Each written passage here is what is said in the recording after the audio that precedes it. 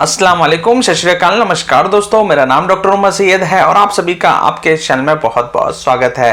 तो दोस्तों आज हम बात करने वाले हैं इस वीडियो में स्नोरिंग के बारे में और इसमें यूज होने वाली टॉप 3 जो होम्योपैथिक दवाइयां हैं उसके बारे में जो है हम इस वीडियो में जो है बात करेंगे। तो दोस्तों आप इस वीडियो को अंत तक जरूर देखिए और जो भी नए दोस्त पहली बार मेरे साथ जुड़े हैं उन सभी से मैं रिक्वेस्ट करूंगा कि अगर आपने अभी तक मेरे इस चैनल को जो है सब्सक्राइब नहीं किया है तो सब्सक्राइब कर लीजिए। उसके बाजू में घंटी लगी हुई है उसे भी दबा दीजिए ताकि जो है आपको मेरे वीडियो के लेटेस्ट नोटिफिकेशन मिलते रहें।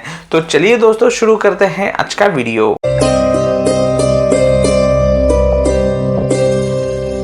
दोस्तों स्नोरिंग को जो है हम नॉर्मल भाषा में खर्राटे भी कहते हैं, जिसे आप सब लोग जो है परिचित हैं। काफी लोग जो है इससे परेशान होते हैं और जो ये खर्राटे लेने की बीमारी होती है कोई बड़ी बीमारी नहीं है, लेकिन ये काफी लोगों को अफेक्ट करती है। ज्यादातर उन लोगों को जिनमें मोटापा काफी ज्यादा होता है उन लोगों को जो है काफी ज्यादा अफेक्ट करती है। तो दोस्तों स्नोरिंग होती क्यों है? स्नोरिंग होने का कारण होता है जब भी हम सांस लेते हैं नाक से या मुंह से तो जो हवा होती है वो हमारा जो विंड पाइप होता है जिसे हम ट्रेकिया कहते हैं वहां पर जो है वो अटक जाती है, पूरी तरह से जो है वो हमारे फेफड़ों तक नहीं पहुंचती और वो जब हवा अटकती है तो उसकी वजह से एक साउंड क्रिएट होता है, एक आवाज बनती है जिसे हम जो है खर्राटे की आवाज कहते हैं या फिर अब अगर हम इसे इंग्लिश भाषा में कहें तो इसे हम स्नोरिंग कहते हैं। और इसके होने के काफ़ी सारे कारण हो सकते हैं, जैसे कि अगर पेशेंट को जो है साइनोसाइटिस की प्रॉब्लम है, एलर्जी की वजह से, या पेशेंट को जो है डीएनएस यानी कि डेविएटेड नजल सेप्टम, उसकी नाक की हड्डी जो है टेढ़ी है, तो उन केसेस में जो है पेशेंट को स्नोरिंग होने की समस्या से जो है परेशान होना पड़ता है। या फिर जो है पेशेंट के नाक के अंदर पॉलिप है जिसे हम नेजल पॉलिप कहते हैं, उसकी वजह से भी जो है पेशेंट को स्नोरिंग की समस्या होती है। और इसमें जो दूसरा कारण है वो है मोटापा। मोटापे की वजह से होता क्या है कि पेशेंट का जो है फैट जो होता है काफी ज्यादा डिपॉजिट हो जाता है उसके नेक के एरिया में। इसकी वजह से जो है जो टंग की मसल होती है और थ्रोट की मसल होती है काफी ज्यादा वीक हो जाती है और रात में जब पेशेंट सोता है तो ये मसल वीकनेस होने की वजह से जो टंग होती है वो पीछे की तरफ चली जाती है, हवा होती है पूरी तरह से पास नहीं हो पाती है और पेशेंट को जो है स्नोरिंग की समस्या से जो है जूझना पड़ता है। जो तीसरा कारण है, अगर पेशेंट अल्कोहल एडिक्ट है या फिर जो है पेशेंट ड्रग एडिक्ट है तो उन केसेस में जो है पेशेंट काफी ज्यादा जो है डीप स्लीप में चले जाता है। तो ऐसे केसेस में भी जो है पेशेंट को स्नोरिंग की समस्या हो सकती है। दोस्तों ये कुछ कारण होते हैं जो कि स्नोरिंग के पेशेंट्स में देखे जाते हैं और स्नोरिंग के कुछ अपने भी साइड इफेक्ट होते हैं। अगर पेशेंट को स्नोरिंग की शिकायत है यानी कि पेशेंट काफी ज्यादा खर्राटे लेता है तो उसकी बॉडी के ऊपर जो है कई बीमारियां आने के चांसेस होते हैं, जैसे कि पेशेंट को जो है स्लीप डिस्टर्ब होगी, उसकी जो है नींद बराबर से पूरी नहीं होगी, स्नोरिंग की वजह से बार बार जो है सांस जो है रुक जाने की वजह से पेशेंट की जो है नींद खुल जाएगी। अगर पेशेंट जो है लॉन्ग टर्म से स्नोरिंग की समस्या से जो है जूझ रहा है तो पेशेंट को जो है हृदय विकार की बीमारी जैसे हम हार्ट अटैक वगैरह या पेशेंट को जो है ब्रेन स्ट्रोक वगैरह भी होने के चांसेस हो सकते हैं। जो है हाई ब्लड प्रेशर होने की शिकायतें भी जो है काफी ज्यादा देखी जाती है स्नोरिंग के केसेस में।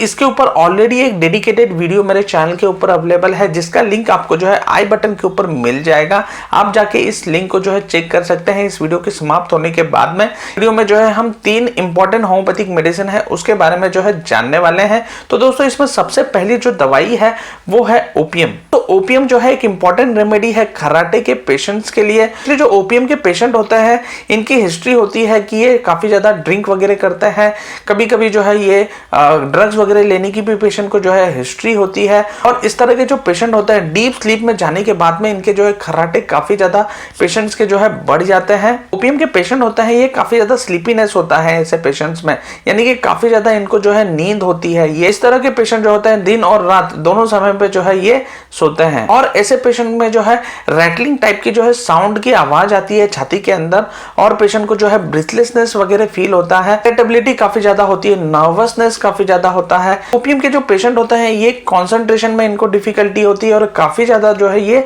झूठ बोलते हैं। दोस्तों ऐसे सिम्टम्स अगर आपके बॉडी के अंदर है तो आप जो है ओपियम को यूज कर सकते हैं 30 पोटेंसी में, 2 बूंद सुबह 2 बूंद शाम को, 1 से 2 महीने तक आप इसे जो है यूज कर सकते हैं। तो इसमें जो दूसरी दवा है वो है ड्रोसेरा। ड्रोसेरा भी जो है एक इफेक्टिव रेमेडी है स्नोरिंग के केसेस में और जितने भी पेशेंट होते हैं ड्रोसेरा के वो काफी ज्यादा कोल्ड से सेंसिटिव होते हैं, यानी कि उनको जो है ठंडी चीजें जो है बर्दाश्त नहीं होती है। पेशेंट में जो है कॉफ जो है यानी कि खांसी जो होती है बार बार होने लगती है, किसी प्रकार की एलर्जी की वजह से पेशेंट को जो है साइनस का इन्फेक्शन होता है बार बार, कभी पेशेंट का जो है एक नाक बंद होगा, कभी जो है दूसरा नाक बंद होगा।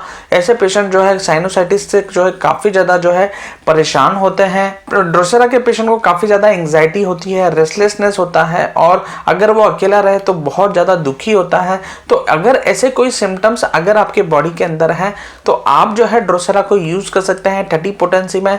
2 बूंद सुबह 2 बूंद शाम को इसे यूज करें और तकरीबन जो है इसे आप 1 से 2 महीने तक जो है यूज कर सकते हैं। तो इसमें जो तीसरी दवा है वो है नक्सोमिका। नक्सोमिका भी जो है एक इफेक्टिव रेमेडी है स्नोरिंग के केसेस में। ज्यादातर नक्सोमिका के जो पेशेंट होते हैं काफी ज्यादा ओवर सेंसिटिव होते हैं कोल्ड एयर से। इनको जो है ठंडी हवा बिल्कुल भी जो है बर्दाश्त नहीं होती। अगर ठंडी हवा से पेशेंट जो है कांटेक्ट में आ जाता है तो पेशेंट को जो है तुरंत सर्दी, खांसी, जुकाम वगैरह, पेशेंट को जो है कॉफिंग वगैरह चालू हो जाता है। तो ऐसे पेशेंट काफी ज्यादा सेंसिटिव होते हैं कोल्ड एयर से। नक्सोमिका के पेशेंट जो है काफी ज्यादा स्मोक करते हैं, ड्रिंक वगैरह करते हैं। इन पेशेंट की जो है सेडेंटरी लाइफस्टाइल होती है, यानी कि बिल्कुल भी जो है एक्सरसाइज वगैरह नहीं होती है, जिसकी वजह से पेशेंट का जो है शरीर का वजन जो है बढ़ता है, ओबेसिटी आ जाती है शरीर में, और उसी की वजह से जो है पेशेंट को स्नोरिंग की जो है समस्या से जूझना पड़ता है। और नक्सोमिका के जो पेशेंट होते हैं इनको आवाज जो है बिल्कुल भी सहन नहीं होती है, और पेशेंट जो है छोटी छोटी बातों पे जो है तुरंत गुस्सा हो जाता है। पेशेंट को जो है काफी ज्यादा नर्वसनेस होता है, पेशेंट काफी ज्यादा फास्टिडियस होता है, यानी कि एक काम को जो है वो जल्दी खत्म करना चाहता है। अगर ऐसे कुछ सिम्टम्स अगर आपके बॉडी के अंदर है स्नोरिंग के साथ में, तो आप जो है नक्सोमिका रेमेडी को आप यूज कर सकते हैं। और नक्सोमिका को जो है आप 30 पोटेंसी में यूज करें, 2 बूंद सुबह 2 बूंद शाम को, 1 से 2 महीने के लिए।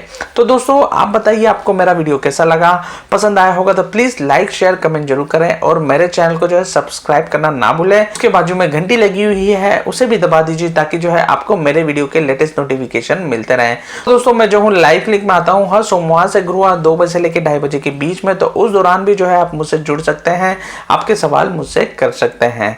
और दोस्तों अगर आप मुझसे बात करना चाहते हैं तो आप जो है कॉल मी ऐप का सहारा ले सकते हैं, जिसका लिंक जो है आपको डिस्क्रिप्शन बॉक्स में मिल जाएगा। तो दोस्तों आज के लिए बस इतना ही। थैंक यू सो मच आप सभी का मेरे साथ जुड़ने के लिए। फिर मिलूंगा मैं आपसे ऐसे ही एक नए वीडियो के साथ में। तब तक के लिए दीजिए मुझे इजाजत। जय हिंद, जय भारत।